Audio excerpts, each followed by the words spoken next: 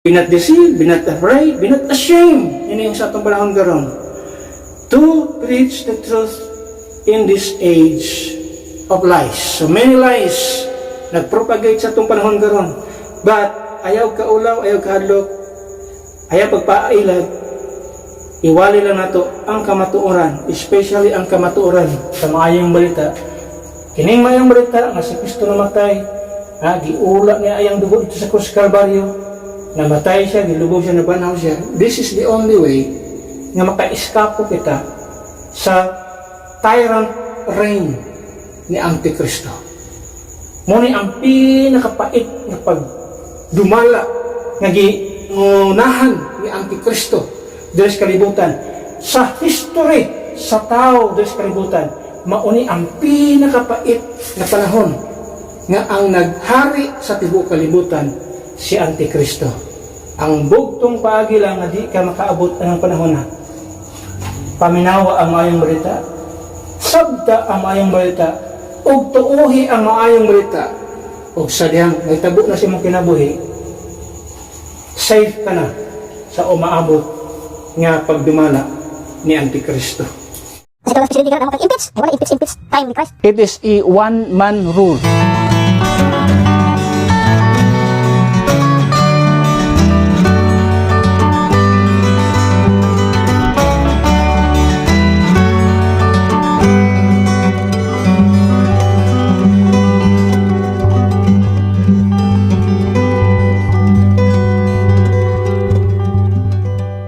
Second Thessalonians chapter 2 verse number 3.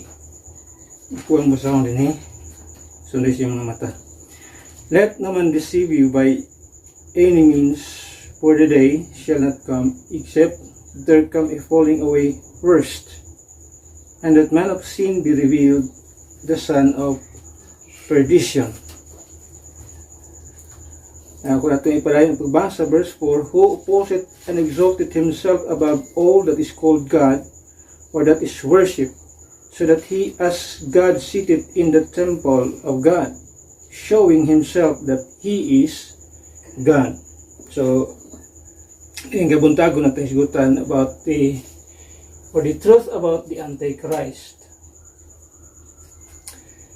Since the spirit of Antichrist is so active, especially in the end times, during spiritual church age, although di siya mag-reign sa ato ang time karon, mag-reign siya sa gitawag o during sa tribulation period, muna iyang time sa pag dumala sa tibuok kalibutan. So, although muna siya gitawag og time frame sa iyahang bali murag atong gitawag kingdom, but he is so active, especially in our time, especially during sa end time sa church age period, sa ato ang panahon karon. During sa church age period, aktibo na siya. Ang iyang espiritu, ang iyang mga galamay, ang iyang pagtulunan, aktibo na. Nanay mga Biblia nga magtudlo sa iya manang ka ng mga Bible, nga mga modern Bible. That is a preparation of the reign of the Antichrist. Naadya ng mga sulat sa mga Biblia, instead of cornerstone, gibutangan siya capstone sa mga Bible nga modern version. Instead nga new creature, gibutangan og new order. So that is precisely muna yung mga wordings sa gituwag new world order, kanang gitug natog new world order sa atong panahon karon. That is the new or the Great Tribulation period. That is New World Order, but pasabot pag dumala na ni Antikristo sa kalibutan. So that is a preparation of the teaching, some teaching of that modern perverted Bibles at makita refers to Antichrist. That is why that is a satanic Bible. Atong tanawon, a satanic Bible. Ano naman? Against sa blood. No? Di mo mention og blood of Christ. Kana lang ang mga klase sa gituwag og actuation sa mga author or sa mga naga-promote niya nga mga Biblia, mga antichrist. And gani na ay mga nakita nato diha nga most of the kanang people behind that mga perverted Bibles, mga members sila sa mga LGBTQ. Sa mga LGBTQ,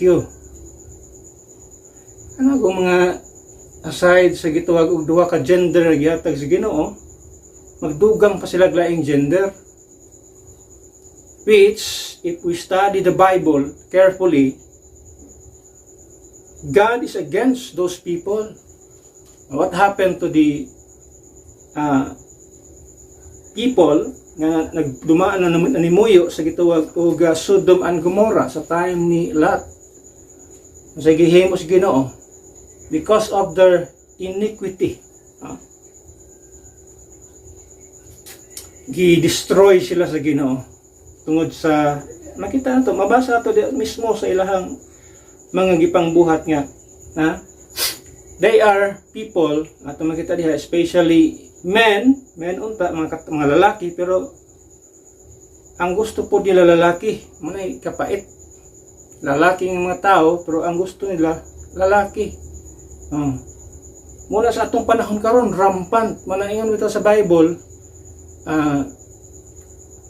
kung doon lang pagbalik ni Kristo Jesus, we will be like us, mubalik ta sa time ni, i-mention sa Bible, ni Noah, duha ka character, sa time ni Noah o sa time ni Lot. So kung sa itong mga gipanghimo sa mga tao during sa gituwag Noah's time and also during sa gituwag Lot's time, maunay mahitabo sa atong panahon karon.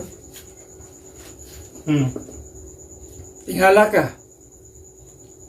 Wala man ay taguang ka ng mga tawhana. Pero nganong nidaghan? Nganong pertindaganan nila ron? Bisan sa mga television, magtanaw ka sa television, puno nas mga klase nga tao ngayon ana. Ngano yung ana na, it is because prophesied sa Bible. Sa Biblia na. Moabot ang panahon, sa time ni Lot, masasama ang atong panahon karon. So, ato makita din nga, the spirit of Antichrist is so active. Gani si Antichrist can be pwede namang i-align nga naa siya sa gitawag membro siya ng mga klase sa tao. Ano man, isa sa mga karakter ato makita sa iyang pagkatao, wala siya desire for women. Sa may tanaw nimo sa tao wala desire for women.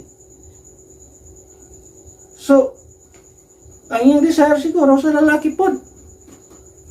That is why he can be attributed as one of the member of that group. So, unang ato ning tagaag pagtagad, because by telling this or by teaching this topic, we can give warning to the people. Ang ngayon natong bantayan sa aning nga klase sa mga tao. So, tagaan to pagtagal, unsa man ang truth behind or a truth about the Antichrist? Unsa man gid siya ang klase sa pagkatao?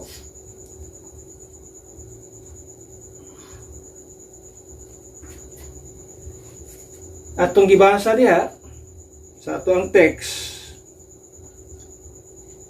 shall let no man deceive you by any means.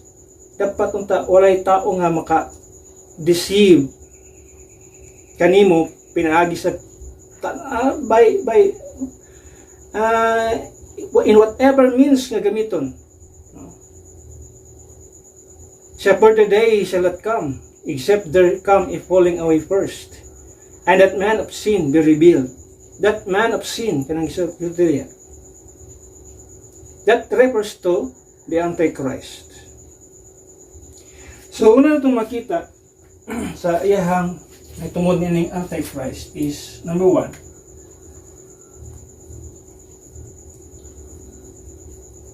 his name.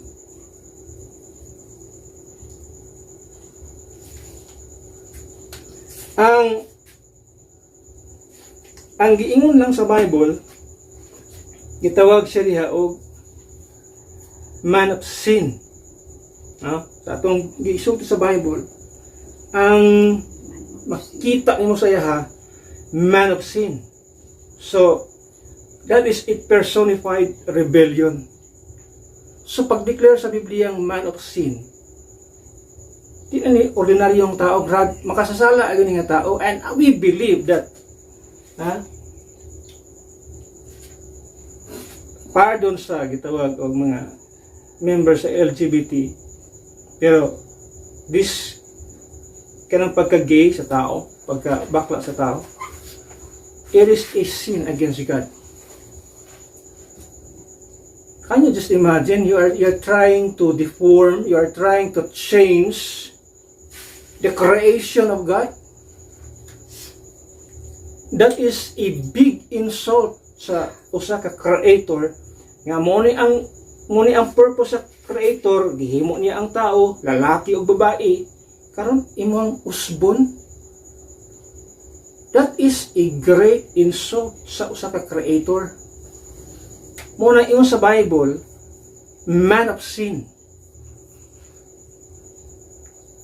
Aside of he's trying to change the creation, gusto po niya nga maging masasama siya sa Ginoo. So ang iyang alignment ang pagkayawan on God. That is why no wonder nga gisulti sa Biblia ato makita diha son of perdition ang ikaduha nga ato makita karon, he is possessed by the devil, by Satan. Satan incarnate ato makita sa iyang pagkatao. Nga naman, sama sila postura, gusto maghimahimong Dios, gusto mo simbahon sa mga tao. Sila ang gusto nga maila sa kalibutan nga sila lang ang Dios. Munay description sa Bible, man of sin. So, kini nga tao magkinabuhi niya sa kasalanan. In other words, ang kinabuhi niya dili naka-align sa pulong sa Dios. Pero ato makita karon ang tao murag gitudloan na ang tao nga mo accept, no? Naging acceptable na sa komunidad kining klase sa grupo sa mga tao. And in fact, they are fighting their rights as of this moment, no? And naa daw sila rights, naa sila katungod nga magkinabuhi nga ingon ani, pero bisan pag mayon sila naa sila right sa tubangan sa Ginoo, wala nagikahimuot sa Ginoo. Di na to na mabalik ang kamatuoran nga kana ang klases kinabuhi wala nang gikahimutan sa Ginoo. Ikaduha nga ito makita diya sa atong gibasa, son of perdition. That means doom for destruction. So naa na siya gitawag og place. Naa na siya place pero ato hisgutan ng iyang someday asa siya padulong. And then kung imong tan-awon, naa po siya gitawag sa Biblia the beast. The beast. That means he is savage. O naay ang iyang rule, o makita ato nga he has inhumane rule. Buto sabot ang iyang pagdumala sa kalibutan, walay dili tinawhanon. Kaya nan bakakin sa itong mga taong mo supak sa iya ha? Ditso patay.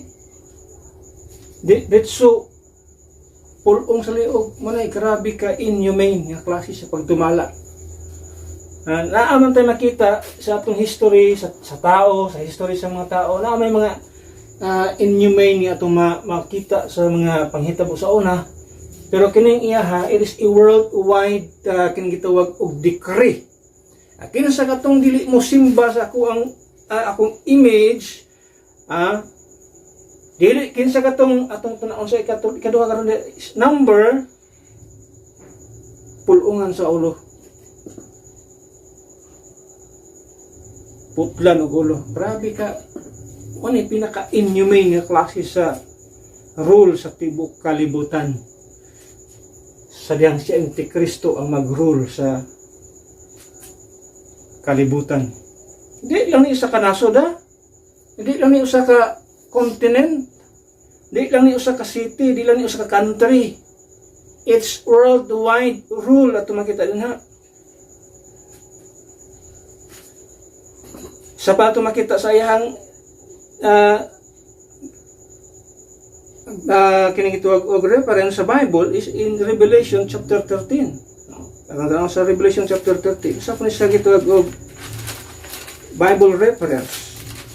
Dili niyo makita ang iyaha nga pagkasiya.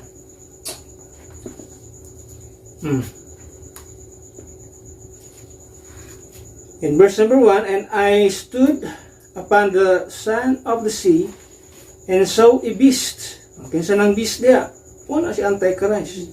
And saw a beast rise up out of the sea, having 7 heads and 10 horns, and upon his horns 10 crowns, and upon his heads the name of blasphemy.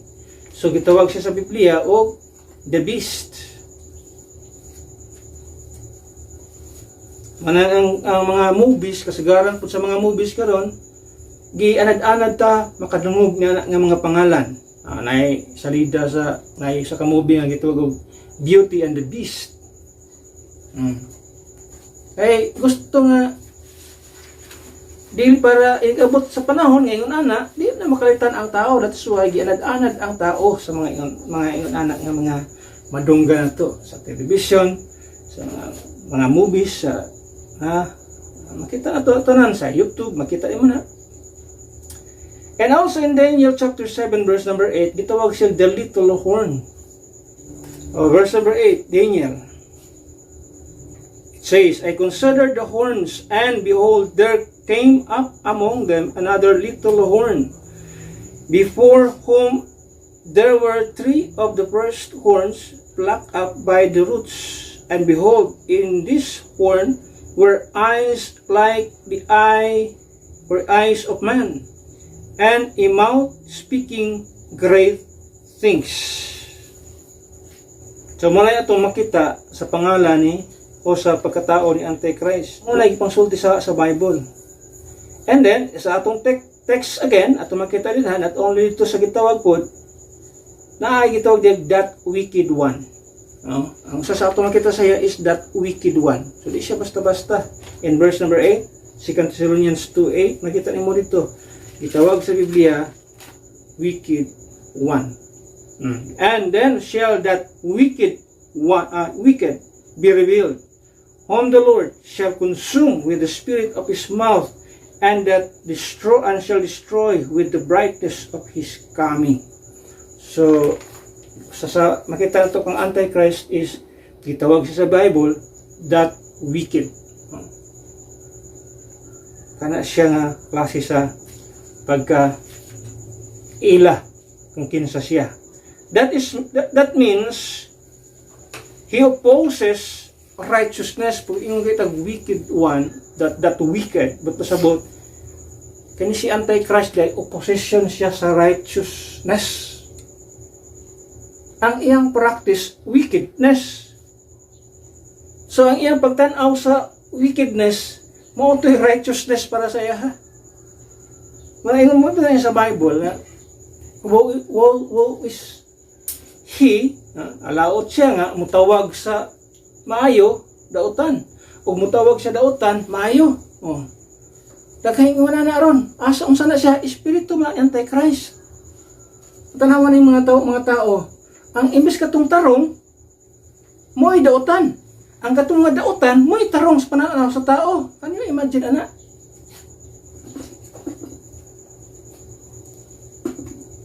Ang mga dautan o binuhatan mo'y gidayeg sa tao.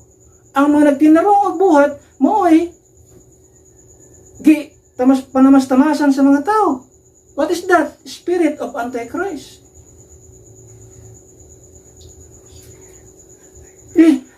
Kita kay baluta unsay maayo unsay dili. But look at these people nowadays. Now we are talking about political aspect. Why? Because Antichrist, he is in a political aspect. Politiko ni sa Antichrist. Politics. Doon ay mga ubang ingon nga si Antichrist gikan sa relihiyon. Dili magagikan si Antichrist sa religion. Si Antichrist, he is going to, he will come dito sa kalibutan sa gitawag og politics or sa gitawag political aspect sa gitawag og katawhan sa kalibutan, not in a religious aspect. So, kung imong tan-awon karon sa politika, kinsa ang mga taong naa sa espiritu ni Antikristo, baluan mo na. Ang dautan himuong maayo. Ang maayo himuong dautan. Asa makita ana? That is why ko nga ang espiritu ni Antikristo rampan sa tong panahon karon. He is preparing because that is a preparation of the coming Antichrist. Gusto ni Antichrist na maging kana nga klase sa panglantaw sa mga tao, maging normal sa panantaw sa tao.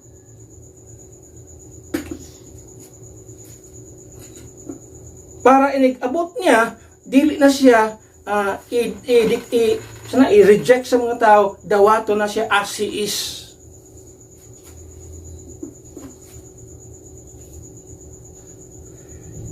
Look at his name. Sing makita diya. His name is exposed his blasphemous and deceptive character. Kana nga mga description saya, man of sin, son of perdition, the beast, the little horn, that wicked. Nabagoy maayo ana sa kunin mo tan-awon sa pagtan-aw nimo, mga maayo bago na nga klase sa pangalan sa pag-describe sa Biblia. Di na siya pangalan pero that is muna ito makita sa iyang pagkasiya. Muna i-describe sa Ginoo sa iya na klase sa pagkatao. Muna gipangalan sa Dios sa iya diri sa Biblia. Sa usa lang kay pagtan-aw nimo, di na siya maayo, no? Kung imong tan-awon, isa-isahon nimo na. Wala na maayo diha. Number 2. His number.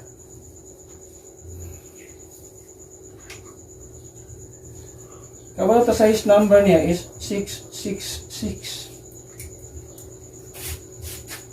We know that number. Yung muna yung number ni Antichrist. The numeric signature of deception. Ikatanaw to sa Revelation 13 verse number 18. Dito na niya gisulti. Very clear nga pagka-sulti sa pulong sa Ginoo. Revelation chapter 13 verse number 18. It says, here is wisdom. Let him that hath understanding count the number of the beast, for it is the number of man, and his number is 600. 3 score, may kung 3 score, every one score, makita mo is 20, so 3, 60, and 6, so in other words, 3 or 666 or 666. A symbol of humanity. Simbolo na siya sa pagkatawhanon sa tao. Kaya ang tao, ang symbol sa tao is 6. Number 6. Muna'y number sa tao na if you tanahon, falls short of God's perfection. Sa may number sa ito, God's perfection. 7, number 7. 777, number na sa Diyos perfection. Kini 666, number of man. And then, it also, gitawag na siyang numbers, system of control. So, kini mga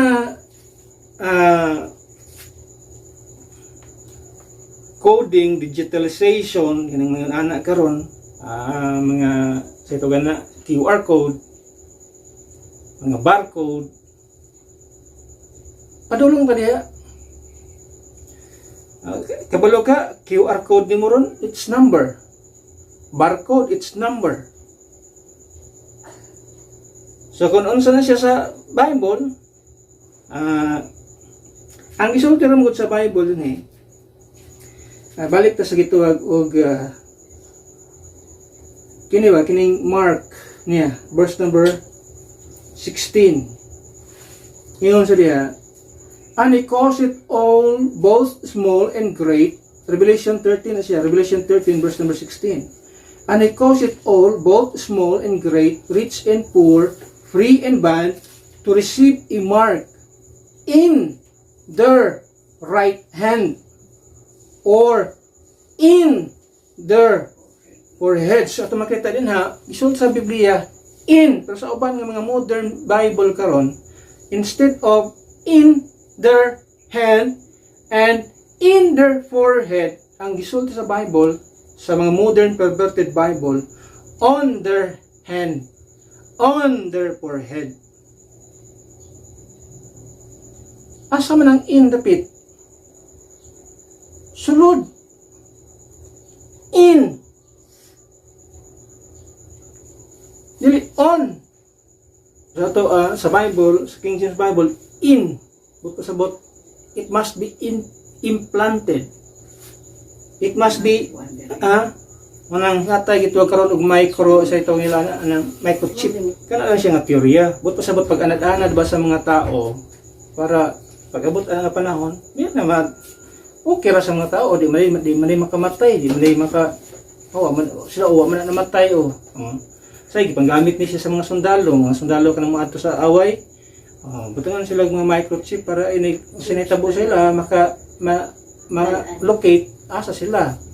Pwede pa silang kung buhi pa, pwede silang i-rescue. Kung patay na, pwede lang kuha lang pating lawas. So that's the purpose at makita sa atong panahon karon. Pero that is not Antichrist pang attack.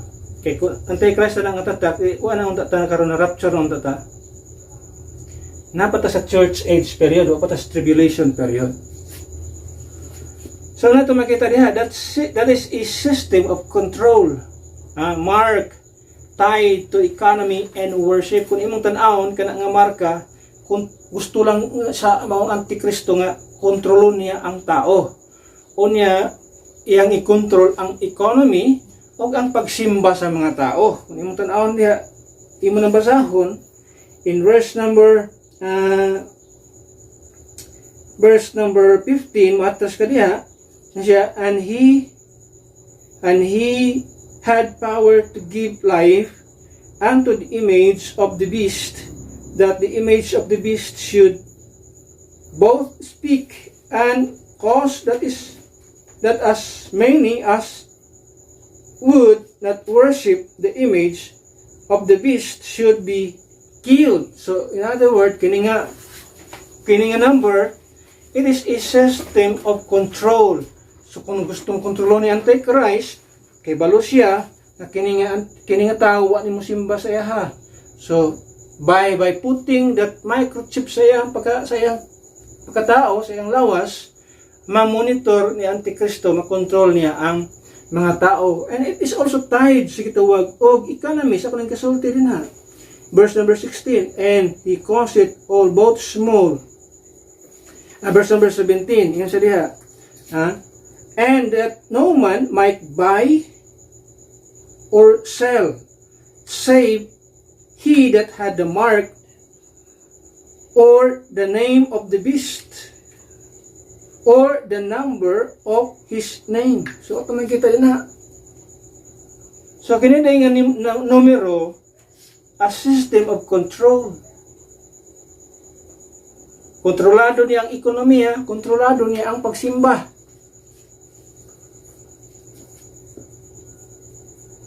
And it is also a satanic counterfeit, tries to imitate the divine Trinity.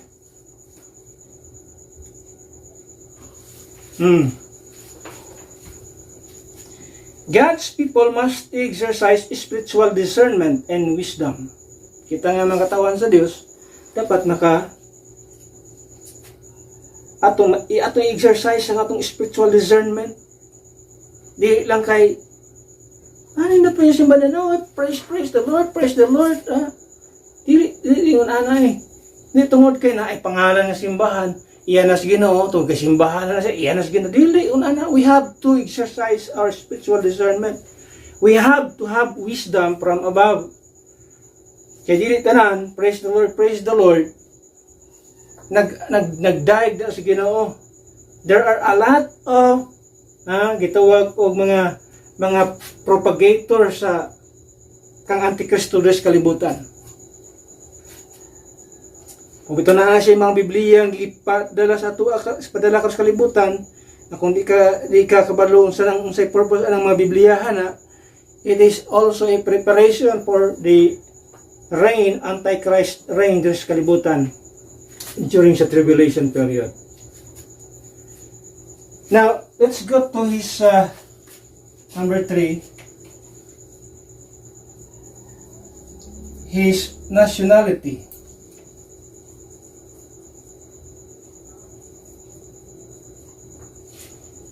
So may iyang nationality, so may iyang pagkatao. Where will he come from? Asa siya nagagikan? Daghang mga theory about niya ini, no? Daghang mga theory about sa Antichrist. Kung tanawon to sa gituwag Daniel, no? Daniel chapter 9:26. Daniel chapter 9 verse number 26. Ato mga different theories na ning kabuntagon. Verse number 26, it says, "And after 62 weeks shall Messiah be cut off, but not for himself, and the people of the prince shall come, shall destroy, and the people of the prince that shall come shall destroy the city, and the sanctuary, and the end thereof shall be with a flood, and unto the end of the war desolations are determined." Ito makita niya. Now in chapter 17 in the book of Revelation, kung magtanaw ka sa yung ani nga mga magtuon ka yung ani nga topiko, dili pwedeng wala ang Daniel, dili pwedeng wala ang Revelation, because they can be yung makita diya nga nagkuan sila muna iyang cross reference. Matanaw to sa gitog Revelation chapter 17. Although taas-taas mo ng 17, basa lang ito isa ka kuan din 17, verse number 17. Verse 1, and there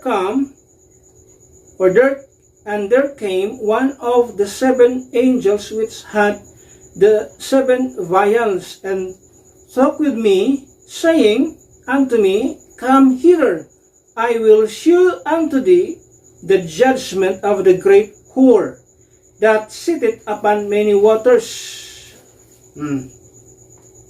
So he's got there, the mystery, Babylon the Great, the mother of harlots, the abomination of the earth. So siya na. In verse number 16,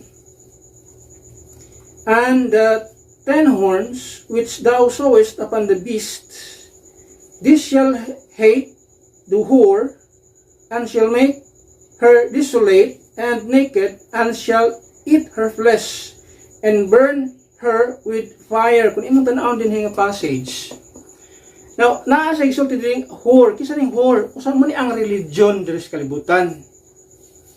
The mother of harlots. Ano sa may relihiyon din gitawag og mother? Mother Church.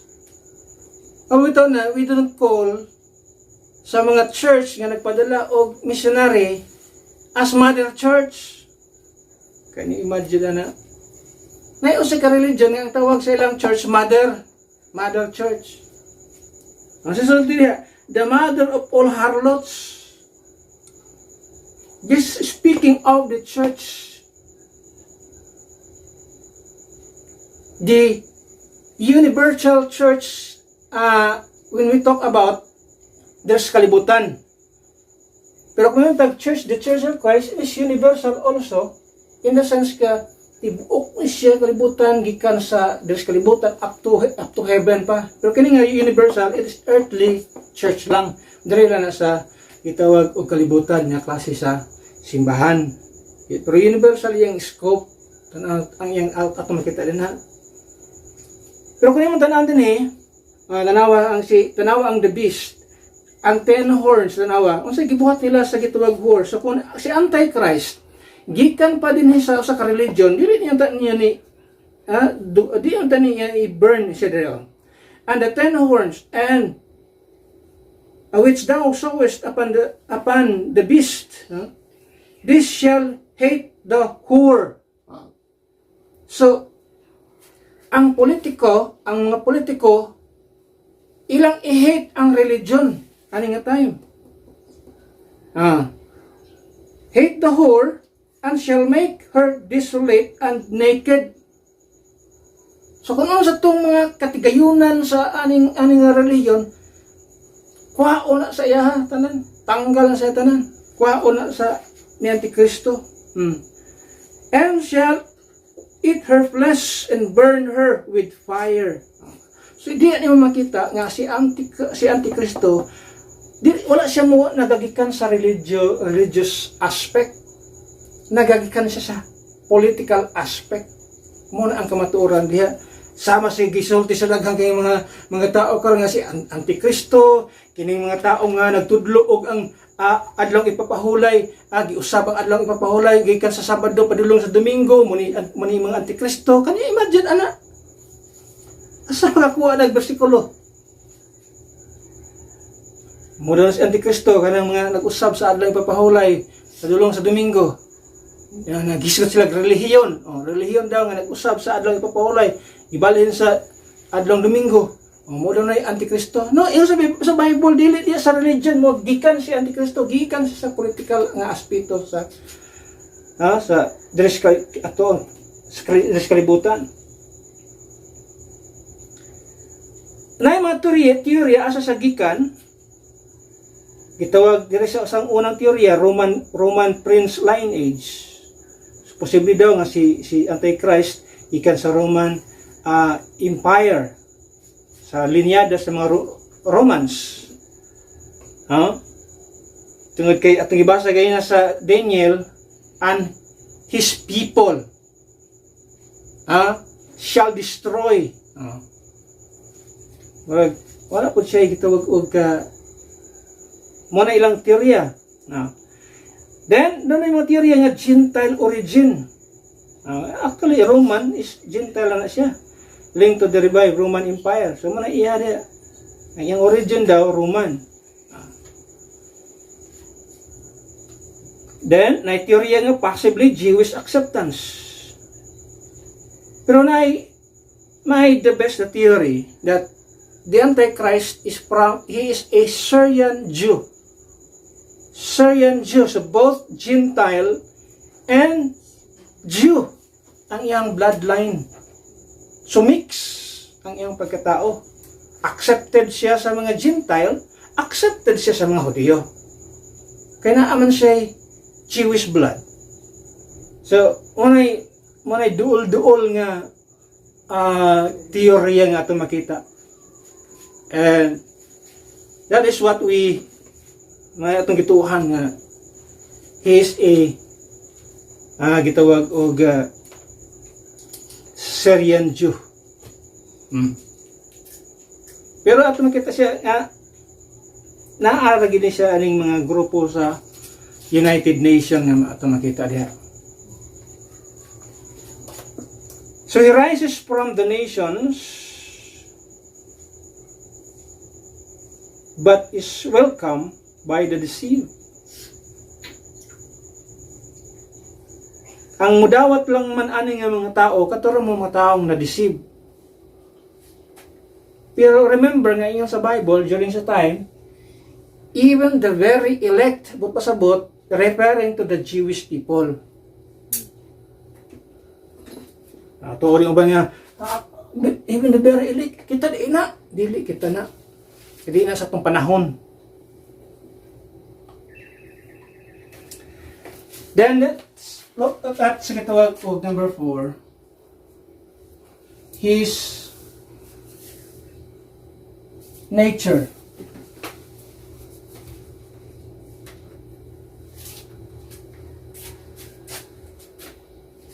Character of the coming deceiver. So may iyang kinaiyahan. Atong gibasa ganiya. Blasphemous. Sa itong text, nakita naman ito.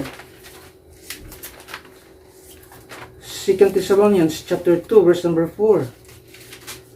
Grabe ka blasphemous kini nga klase sa tao.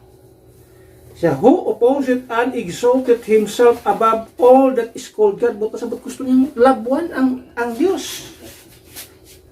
Ang reference niya rin in the book of Revelation chapter 13 verse number 5.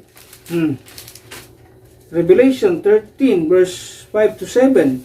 And there was given unto him a mouth speaking great things, and blasphemous, and power was given unto him to continue 40 and 2 months. Kung imong tan-awon din mo ni ang nahitabo kang Antichrist.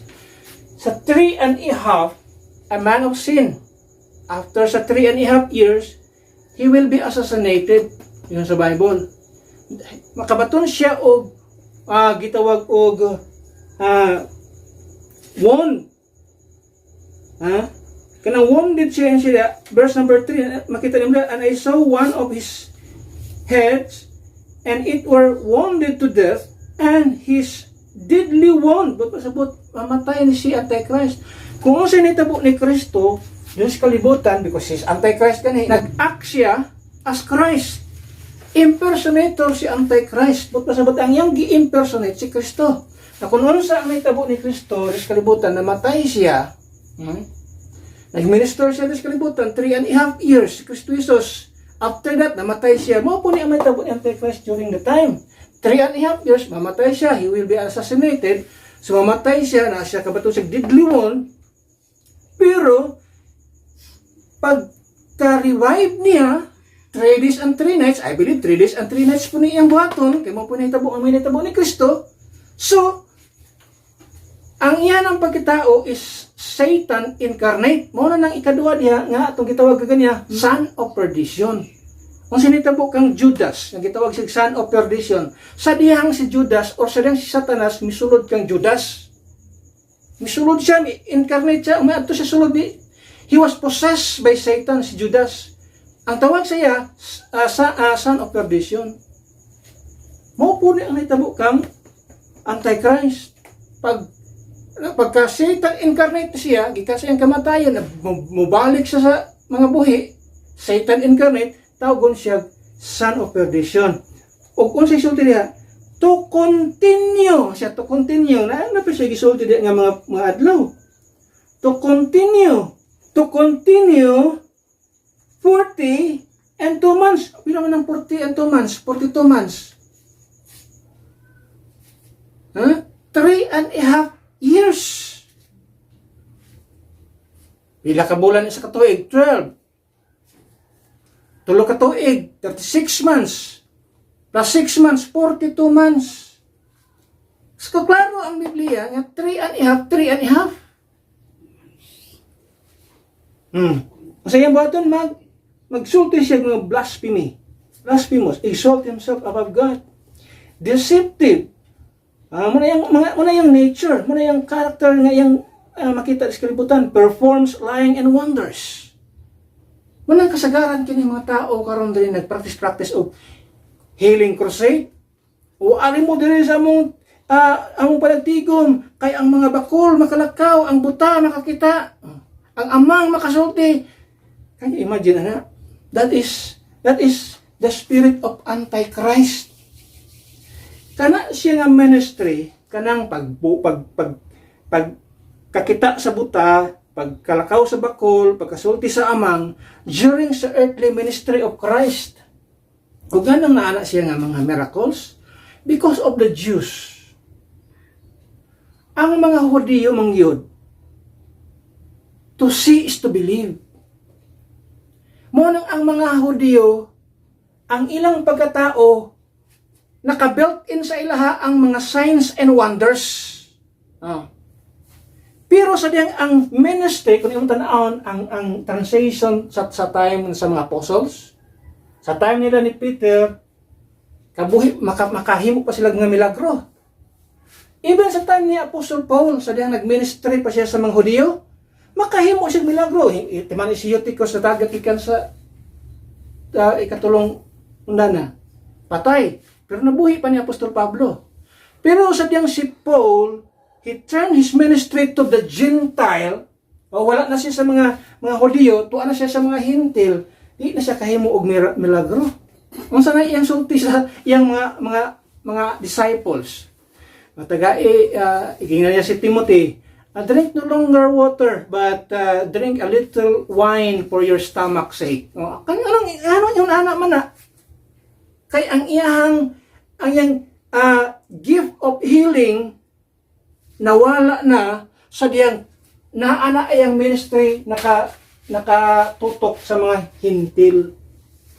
Kay ang mga hintil wala sila nag-require o wala ta mag-required signs. Unsay atong ipangita? Wisdom. Muna mabasa nimo sa book of Corinthians nga ang mga Hudiyo seek it for a sign. Pero kita nga mga Greek, kita nga mga Gentiles seek it for wisdom. Una atong kalainan. Una nga nanay kauban si Paul nga 50-50 sa ni Tychicus. Ang 50-50 siya. Hapit na mamatay. Ganang ingon anak man, ganang gitubutan man na siya. Kay ang iyang gift of healing, nawala na sa ang iyang ministry, napunta na sa mga Gentile people. Muna siya, nga sa ato karon nga panahon, concentrated sa gituwag og Gentile ang ministry, wala na ng mga healing nga gituwag og bakol makalakaw, buta makakita, amang makasulti, wala na sa atong panahon karon. Kung naay mga tao nga ingon anak karon, the spirit of Antichrist, mao na siya ang naglihok. Nga naman, kay ang Antichrist, iyang ipakita ang mga lying wonders. Unsa na siya? Deception. Kay gihimo na ni Kristo sa unang panahon nga si Kristo nag-ayo og mga bako, nag-ayo sa mga bakol, ayo sa mga buta, sang lahon, tanang sakit gaayo ni Kristo sa iyang panahon sa iyang earthly ministry because his ministry is Jewish ministry. Kay ang mga Jewish people ang gipangita signs and wonders and miracles man gipangita sa mga Hudiyo. Pero sa ato, we are not looking for those things. Ang atong gipangita is wisdom. Is there wisdom in that preaching? Is there any wisdom in that teaching? Ang na atong gipangita. Dili ta miracle seeker nga mga tao. Kung unsa itong madunggan nga truth diha tilud anay ba na siya, we will believe diha mismo. Muna kinaiya sa mga Gentile nga mga tao. So, performs lying wonders. And, ang makita, authoritative. Authoritarian ang iyang rules. Ang iyang pag-rule. Rules with cruelty and charisma. Ito makita niya. Si Antichrist, ang iyang pagdumala din nga panahon, authoritarian. Okay ang tag-authoritarian kung tinudanay iyang pagkatao. O siya ang Diyos, pero dili man. Wala mong righteousness eh. Ang authoritarian nga kind of leadership, okay na siya. Kung ang nag-rule righteous. Parehas ni Kristo Jesus. Mag-rule siya sa millennial kingdom, authoritarian man. Pero ang kanindot sa iyang pag-rule nga authoritarian siya, he is a righteous king.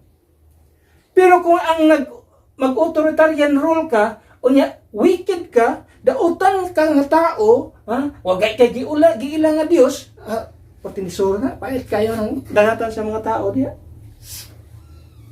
Manay kalainan. Kay ang authoritarian nga rule, basta righteous ang iyang sundon kung unsay nakalatid sa balaod. Mao ni ang konstitusyon nga atong sundon. Muna iyang iyang i-execute. Wala siya pilion nga tao, kung nakasala ka, silutan ka. Pero dili sa authoritarian nga rule, dautan nga tao, maghimo na sa iyang kaugalingong balaod.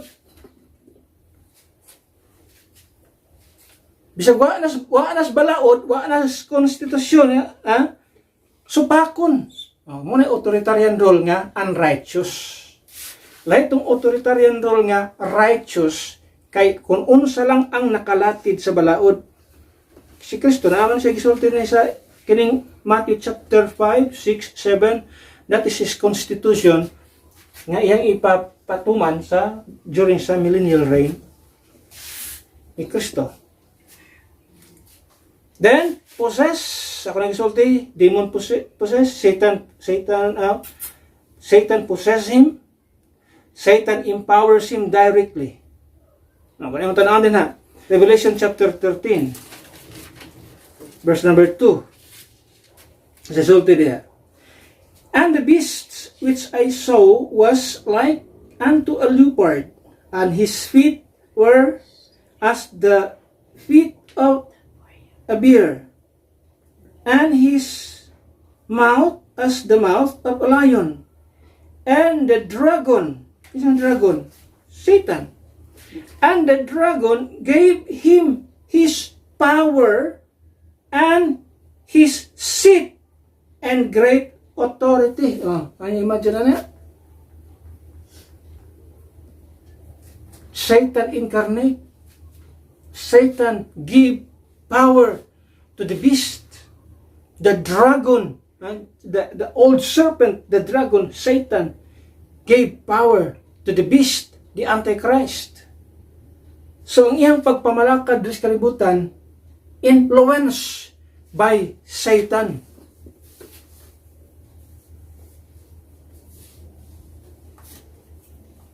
The Antichrist will charm the world and crush the truth.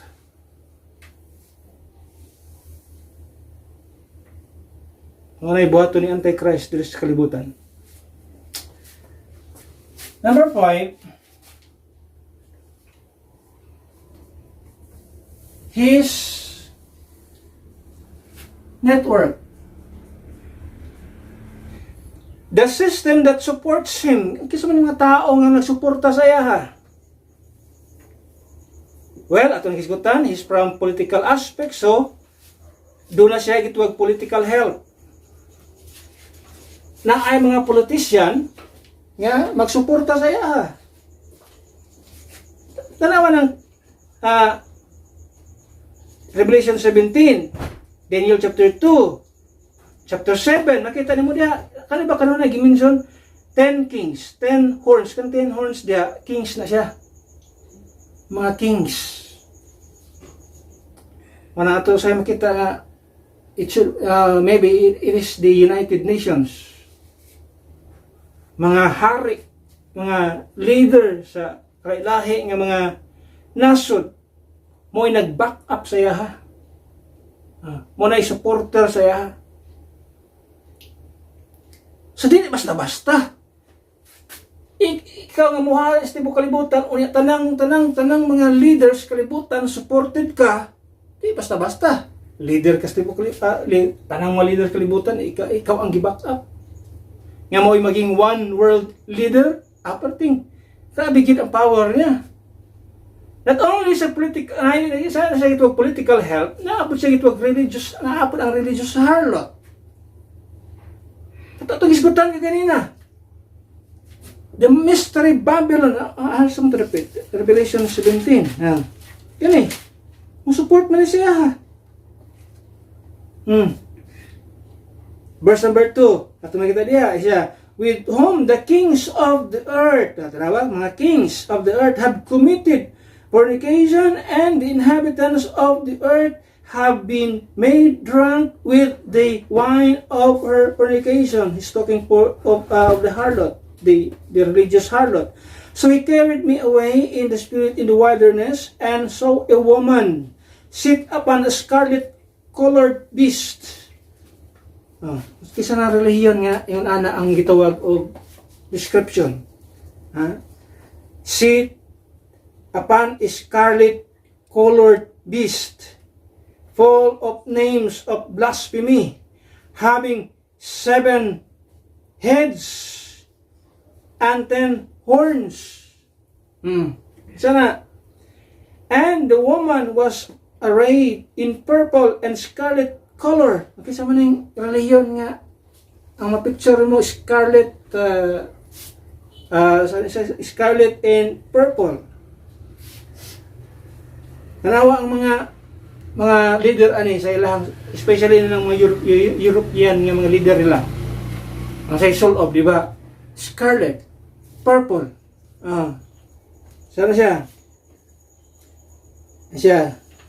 And decked with gold and precious stones and pearls, having a golden cup in her hand, full of abomination and filthiness of her fornication, and upon her forehead was a name written, Mystery Babylon the Great, the mother of harlots and abominations of the earth. Kinsaning simbahan nga ang mga leader mubaw down dito sa ilahang leader. The kings of the earth committed fornication sa mga harlot, nakig-align sa mga religious harlot, kining relihiyon. Makisama na.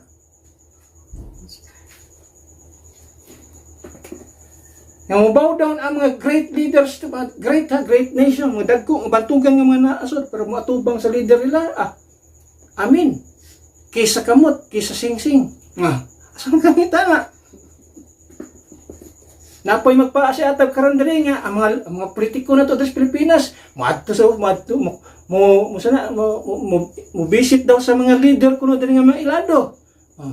Muna sila yung mga harlots, muna sila yung mga muna diri ang ecumenical movement nga gitawag nga one day sa nga mga adlaw mag-usa sila. Nga naman, pareha sa man ilang tumong. Parehas nagtumong, parehas utok. Ang gusto nila na sila'y influence.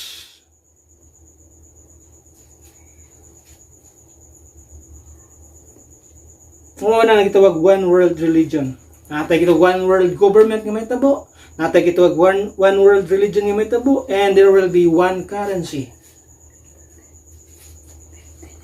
Ang currency wala na nang gaan.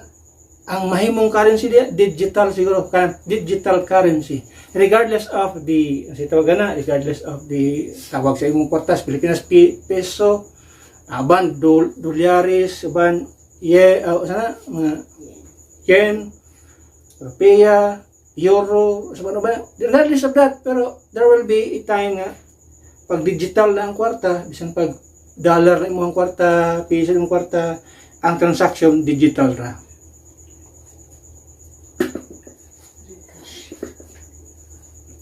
Mo na magbayad sa mga ta, di ba? Karon magbayad sa, laki na kayo magbayad nga, cellphone na nimo batang bayad na. Wala nang kwarta-kwarta. That is how the world is gearing towards the tribulation period. Economic hold, ato na sigutan kayo na, global economy under his mark. And there will be a media hijacking manipulation.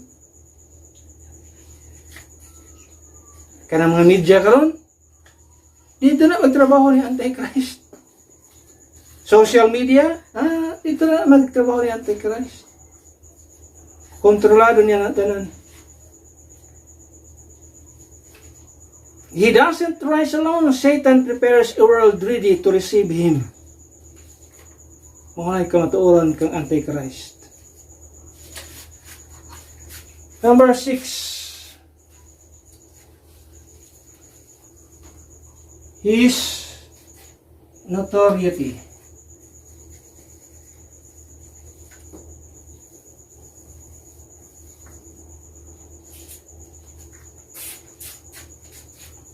That means his global fame and fear. Kita naman na diya sa Revelation 13. Verse number 3 and 4.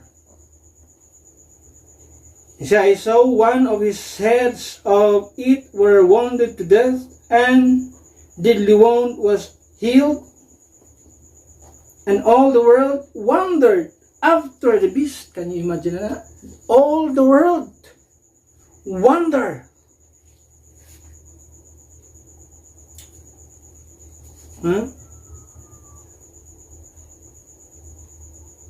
After the beast. And they worship the dragon which gave power unto the beast. And they worship the beast, saying, Who is like unto him, or unto the beast, who is able to make war with him? Can you imagine na? Pagpasiatap niya, look at his fame. And look at the fear. Ngayang gi-instill nga to sa mga tao. Or no one can be likened to him.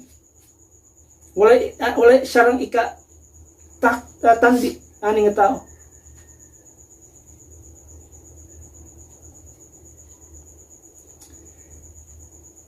Tungod sa kitwag miracle of survival. Mass worship. Worldwide wonder. Grabe ang Antichrist. Loved by the lost, feared by the faithful. We're talking about the faithful.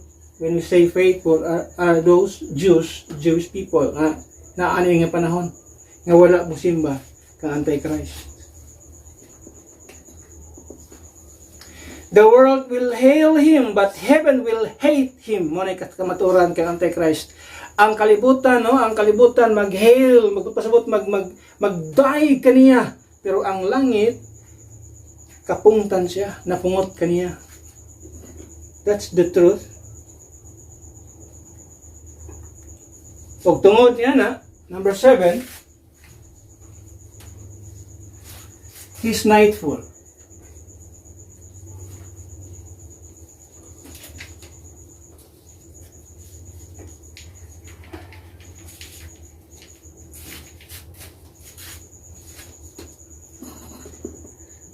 The doom of the Antichrist sa iyang katapusan sa iyang panahon during this short time, 7 years, ang span niya is 7 years, so short reign, at makita din there will be a nightfall. There will be a doom. He will be caught and cast alive. Ato na lang sa Revelation 19. Sa Revelation 19. Revelation 19 verse number 20. Okay, verse number 20. And the beast, referring to Antichrist, was taken. And with him, the false prophet, muna ang head sa harlot religion. And with him the false prophet that wrought miracles before him, with which he deceived them that had received the mark of the beast, and them that worship his image. These both were cast alive into a lake of fire burning with brimstone. Ano sa ni? During sa second coming of Christ, He will be caught and He will be cast alive into the lake of fire. Buhi ha, buhi nga itambog. Can you imagine na? Muna'y doom ni Antichrist.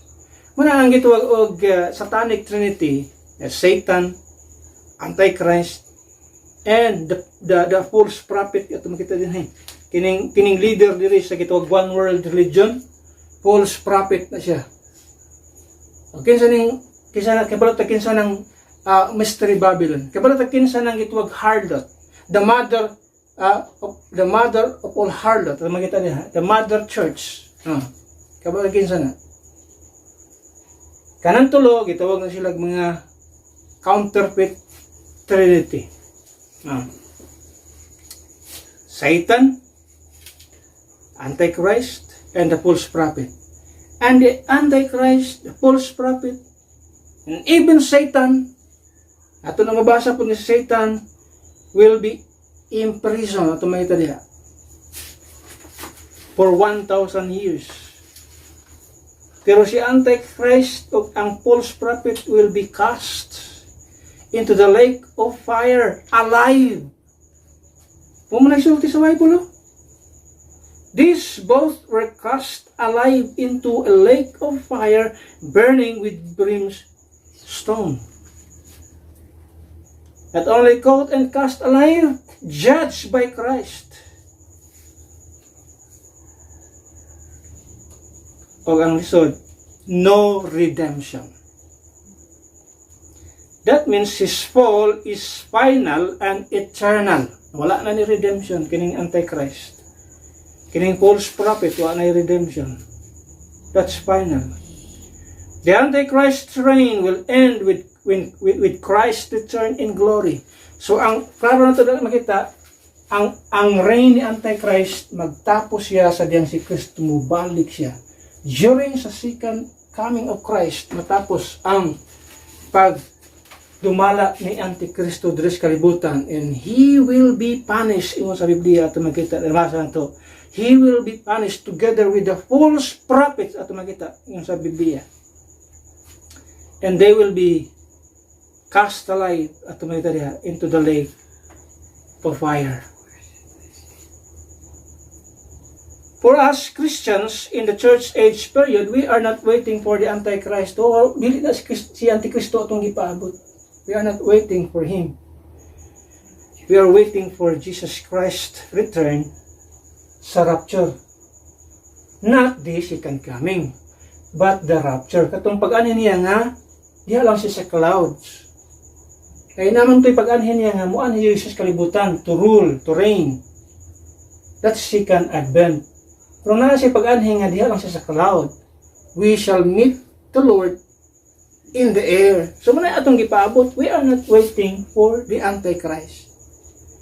But this topic, ato na siyang gi-brought up because na mga tao someday, mapunta din anang panahon, ang ato lang pag-ampo, nga di silang mudawat o sa patatak sa number ni Antichrist so that they will be dili sila maging kontrolado ni Antichrist. Pero isa lang yun ang kaluwasan ng ilahang isa lang yun ang buhaton nila diha para sila makabatunog kaluwasan. Mutuo sila sa gihimo ni Kristo, mutuo sila sa Dios, o magpaputol sa ilang ulo. Mora na pamagi makabaton sila kaluwasan. Or napailain mo survive sila. Sa maong span of years, mag-survive sila sa kalamidad, gamay tabo sa kalibutan. Imposible nga makasurvive, no? Grabe ang kalamidad nga ipahamtang sa Ginoo sa maong panahon, makasurvive kaya ang tao. Whether we like it or not, sa Bible na agi nakasurvive. Sa kanilang duha. Pero di nagkakasurvive ang mga tao na minaw sa atong podcast. Kung paminaw nimo lisod kay i-survive, adto na yung kang Antichrist, paputol ka sa ulo. Kung di ka gusto mo adto sa impyerno, linaw nga kalayo, magpaputolan ka sa imong ulo. Pag mutuo ka, na si Kristo lang ang Diyos ang ngayong simbahon, dili si Antikristo. But for us right now, sa tuang panahon, we should that di ta dapat magpa-deceive, di ta dapat magkahadlok, be not deceived, be not afraid, be not ashamed. Ini yung sa atong panahon karon. To preach the truth in this age of lies. So many lies nagpropagate sa atong panahon karon. But ayaw kaulaw, ayaw kahadlok, ayaw pagpailad, iwali lang nato ang kamatuoran, especially ang kamatuoran sa maayong balita. Kining maayong balita nga si Kristo namatay, giula niya ayang dugo dito sa krus Kalbaryo, namatay siya, gilubog siya, nabanaw siya. This is the only way nga makaiskapo kita sa tyrant reign ni Antikristo. Muna ang pinakapait na pagdumala nagi pangunahan ni Antikristo diri sa kalibutan, sa history sa tao diri sa kalibutan.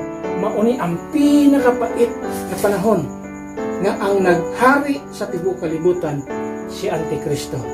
Ang bugtong paagi lang nga di ka makaabot anong panahon na paminawa ang maayong balita, sabda ang maayong balita, ug tuohi ang maayong balita, ug sadyang may tabo na si mong kinabuhi, safe ka na sa umaabot nga pagdumala ni Antikristo.